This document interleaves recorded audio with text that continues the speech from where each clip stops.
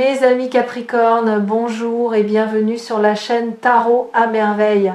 Pour votre tirage général, ceux qui me découvrent, soyez les bienvenus.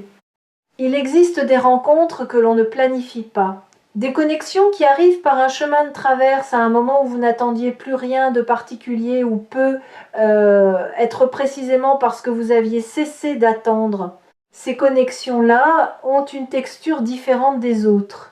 Elles portent quelque chose d'indéfinissable, une qualité de reconnaissance, comme si quelque chose en vous savez déjà, avant même que votre esprit ait eu le temps de formuler quoi que ce soit. Ce que nous allons explorer ensemble aujourd'hui, c'est exactement ce type de connexion.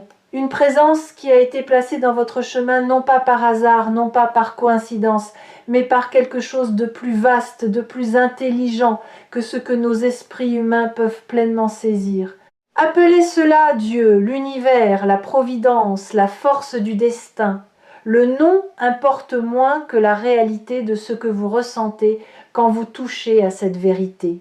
Et la vérité, la voici, quelqu'un vous recherche activement avec une intention claire et une énergie qui ne faiblit pas. Bienvenue sur Tarot à merveille. Laissez ce message faire son chemin en vous. Pour commencer, je veux déconstruire quelque chose. Un mot, un seul, rechercher. Parce que ce mot est au cœur de tout ce qui se passe autour de vous en ce moment et il mérite qu'on s'y arrête vraiment, qu'on le retourne dans tous les sens pour en extraire toute la richesse. Rechercher, ce n'est pas attendre. Ce n'est pas espérer passivement qu'une rencontre survienne. Rechercher, c'est un acte délibéré. C'est se mettre en mouvement vers quelque chose ou quelqu'un, parce qu'une partie de soi sait que ce quelqu'un existe, que cette connexion est réelle, et qu'il vaut la peine de faire le chemin pour la trouver. Quand on recherche quelque chose de précieux, on ne baisse pas les bras au premier obstacle. On ajuste sa trajectoire, on continue. On porte en soi une certitude tranquille qui dit « je sais que c'est là, quelque part, et je n'abandonnerai pas avant de l'avoir trouvé ». C'est exactement ainsi que la personne dont l'énergie est si puissante dans cette lecture se positionne par rapport à vous. Non pas dans une posture de chasseur ou de conquête, ce n'est pas cela, mais dans celle de quelqu'un qui sait que vous existez dans son univers, que la connexion entre vous est réelle et significative, et qui avance vers vous avec une détermination douce mais absolument constante. Maintenant, parlons de Dieu ou de cette intelligence supérieure, cette force organisatrice qui tisse les fils invisibles de nos vies d'une façon que nous ne comprenons souvent qu'après coup. Il y a des moments dans une vie où l'on regarde en arrière et où l'on voit avec une netteté saisissante la logique cachée derrière des événements qui semblaient sur le moment n'avoir aucun sens. La rupture qui vous a brisé le cœur et qui rétrospectivement vous a libéré pour quelque chose de bien plus grand. Le détour professionnel qui vous a amené exactement là où vous deviez être. L'ami perdu de vue est retrouvé au moment précis où vous en aviez le plus besoin. Ce n'est pas du hasard, c'est une architecture patiente, intelligente, qui respecte votre liberté tout en tissant autour de vous un destin qui correspond à ce que vous êtes profondément. Et dans cette architecture, cette personne a une place qui lui a été assignée non pas par une décision arbitraire, mais parce que quelque chose en elle résonne avec quelque chose en vous, d'une façon qui ne peut pas être le fruit du hasard. Vous avez été fait d'une certaine manière pour vous croiser, pour vous reconnaître, pour vous apporter mutuellement quelque chose que ni l'un ni l'autre n'aurait pu trouver ailleurs, de la même façon, au même moment. Je veux maintenant vous parler de ce qui se passe dans l'âme de cette personne. Parce que ce que je ressens n'est pas seulement une attirance superficielle ou une curiosité passagère. Ce que je perçois, c'est une profondeur d'intention qui est assez rare pour mériter d'être nommée clairement. Cette personne pense à vous différemment des autres présences dans sa vie. Vous occupez un espace particulier dans ses pensées, pas envahissant, pas obsessionnel, mais persistant. Comme une note de musique qui continue de résonner longtemps après que la mélodie s'est arrêtée. Elle peut être en train de faire une chose tout à fait ordinaire, préparer un repas, marcher dans la rue, s'endormir le soir, et quelque chose la ramène à vous, une sensation, une image, le souvenir d'une phrase que vous avez dite, d'une façon que vous avez de regarder les choses. Ce n'est pas elle qui cherche à vous y ramener, ça arrive tout seul. Et c'est précisément le signe que cette connexion dépasse la dimension purement choisie ou construite. Elle est inscrite quelque part de plus fondamental, dans quelque chose que les traditions spirituelles appellent l'âme, et que la science n'a pas encore tout à fait les mots pour nommer. Il y a une question que je veux poser ici, non pas pour vous mettre mal à l'aise, mais parce qu'elle est au cœur de votre prochaine étape. Est-ce que vous vous sentez cherchable? C'est une question qui peut sembler étrange au premier abord, mais réfléchissez-y un instant. Est-ce que vous croyez vraiment, dans les couches les plus profondes de votre être, que vous méritez qu'on vous cherche, qu'on fasse le chemin vers vous, qu'on vous choisisse encore et encore, même quand ce n'est pas facile, même quand la vie apporte ses complications? Parce que parfois, et ceci s'adresse à beaucoup d'entre vous en ce moment, la plus grande barrière n'est pas l'absence de la bonne personne. C'est la difficulté à croire que nous sommes dignes d'être trouvés. Quelque chose dans notre histoire, nos conditionnements, nos blessures passées, a semé cette graine de doute qui chuchote. Et si je n'étais pas assez? Et si, quand il me connaîtrait vraiment, il repartait? Ce doute est humain et il est compréhensible. Mais je veux que vous entendiez ceci avec toute la clarté que cette lecture peut porter. Vous êtes cherchable, vous l'avez toujours été, et la personne dans votre destin en ce moment le sait mieux que vous. Permettez-moi de vous décrire quelque chose que je perçois très concrètement dans les énergies qui entourent votre situation. Il y a eu des moments, récemment ou moins récemment, où cette personne et vous avez été proches d'une connexion plus profonde et quelque chose a retardé cette connexion.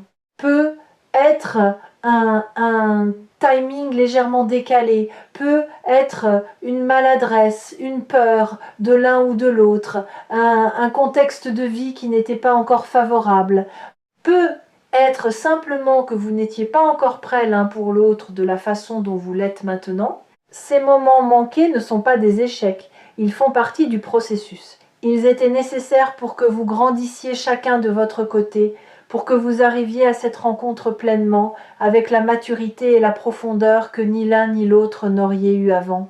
Ce que je vois maintenant, c'est une fenêtre qui s'ouvre, un alignement planétaire, humain, divin, appelez-le comme vous voulez, qui crée les conditions pour que ce qui n'a pas pu se produire avant puisse enfin se déployer. Et le destin, dans son intelligence particulière, a attendu précisément ce moment. Ici, sur Tarot à merveille, nous parlons souvent de destins amoureux, et ce qui rend cette lecture exceptionnelle, c'est la nature de l'intention portée par cette personne envers vous. Elle ne vous cherche pas pour combler un manque, elle n'est pas animée par la solitude ou la peur de rester seule. Ce qui la porte vers vous, c'est quelque chose de beaucoup plus pur, une reconnaissance, une sensation, au fond d'elle-même, que vous êtes quelqu'un d'important pour son chemin de vie. Pas de façon romantique et floue, de façon concrète, ancrée, réelle. Elle vous cherche parce qu'elle perçoit en vous quelque chose qu'elle n'a pas trouvé ailleurs. Une façon d'être dans le monde, une profondeur, une authenticité, peut être même une fragilité que vous cachez soigneusement, mais qu'elle devine et qui lui inspire non pas de la pitié, mais une forme de tendresse protectrice. Ce que cette personne veut vous offrir, c'est un espace dans lequel vous seriez entièrement visible et entièrement en sécurité au même moment. Ces deux choses ensemble, être vu et être en sécurité, c'est l'essence même de ce que l'amour peut offrir de plus précieux. Je veux maintenant parler de quelque chose qui touche à votre propre rôle dans ce qui se prépare. Parce qu'un destin, aussi beau soit-il, se vit à deux. Et vous avez une part active à jouer. Il ne s'agit pas de faire des efforts extraordinaires, ni de vous transformer en quelqu'un d'autre. Il s'agit d'une chose beaucoup plus subtile. Restez présent à vous-même. Continuez à vivre, à vous nourrir, à cultiver ce qui vous rend vivant, vos passions, vos amitiés, votre relation à votre propre espace intérieur. Ne pas vous mettre en veille dans l'attente de cette personne.